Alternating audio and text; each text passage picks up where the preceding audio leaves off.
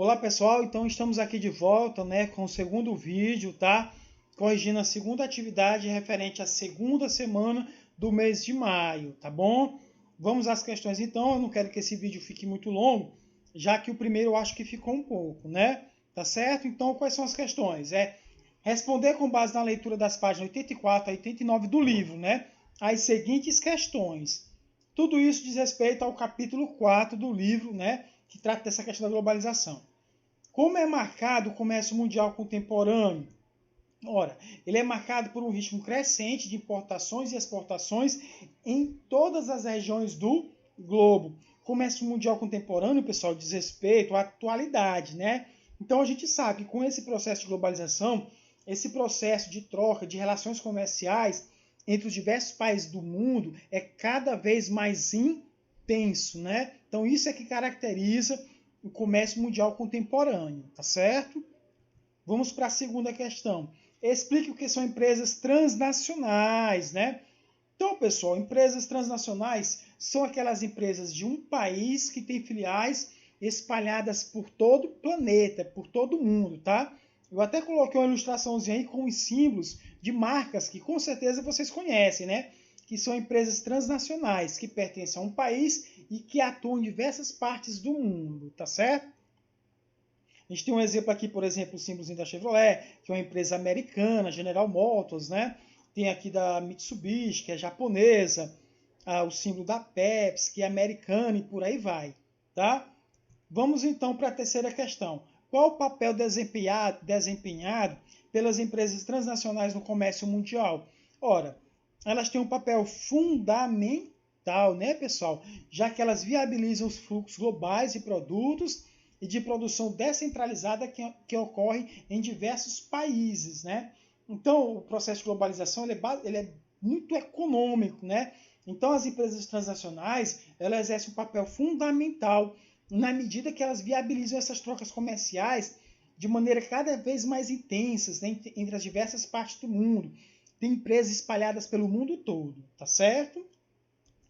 Vamos para a próxima questão. De modo geral, em função de que são escolhidos os investimentos das transnacionais ao redor do mundo? Transnacionais você já sabe o que é, né? Então vamos lá. Primeiro, tamanho do mercado local, né? Se naquele local onde elas vão se instalar tem mercado consumidor, tá? É uma das características. Eu selecionei apenas 3 para a gente. Outro, um ambiente político estável e favorável aos negócios, né? Nenhuma empresa vai se instalar num país que está em guerra, por exemplo, em guerra civil. Nenhuma empresa vai se instalar em um país onde as mudanças políticas são constantes, onde não há estabilidade política, né? Tá ok? Acesso a recursos naturais. Isso mais no que diz respeito às indústrias do setor primário, né? Que são aqueles voltados mais para o setor da agricultura. Entre outros, tá? Vocês podem citar qualquer um do que vocês quiserem dos que estão relacionados lá no livro. Eu escolhi esses, tá bom? Vamos para a próxima. Comente um pouco sobre o Brasil dentro do processo de globalização. Ora, o Brasil está inserido, né, pessoal, dentro desse processo de globalização. Nós estamos entre as 10 maiores economias do globo, então é inerente. O Brasil faz parte. Então, a posição do Brasil dentro do processo de globalização está se redefinindo dentro do jogo entre liberalização e protecionismo nessa divisão internacional do trabalho. Protecionismo é o país se proteger, pessoal, dentro desse mercado mundial cada vez mais concorrido, né? Onde existe cada vez uma concorrência maior entre os países do mundo. O país vem atraindo cada vez mais investimentos internacionais em vários setores produtivos, né? A gente está falando isso desconsiderando um pouco esse momento que a gente está vivendo, que é a questão da pandemia, né? Que isso vai provocar uma queda da economia mundial, né? Da economia global. Então, como hoje a gente vive num mundo globalizado, isso vai afetar diversos países do mundo, o mundo todo. Né? Continuando então, com a presença constante de empresas das transnacionais, que eu acabei de falar, é uma característica marcante do Brasil, né? Que é um país emergente, a grande presença de empresas transnacionais. São empresas que estão no Brasil, mas que são empresas que pertencem, né, que têm suas sedes em outros países, tá? De grandes bancos e abertura ao mercado internacional, tá bom? Então, vamos para a próxima questão, a sexta. O que é índice de transnacionalidade, né? Eu até coloquei essa ilustraçãozinha para vocês, que demonstra um pouco para vocês essa questão da economia global, né?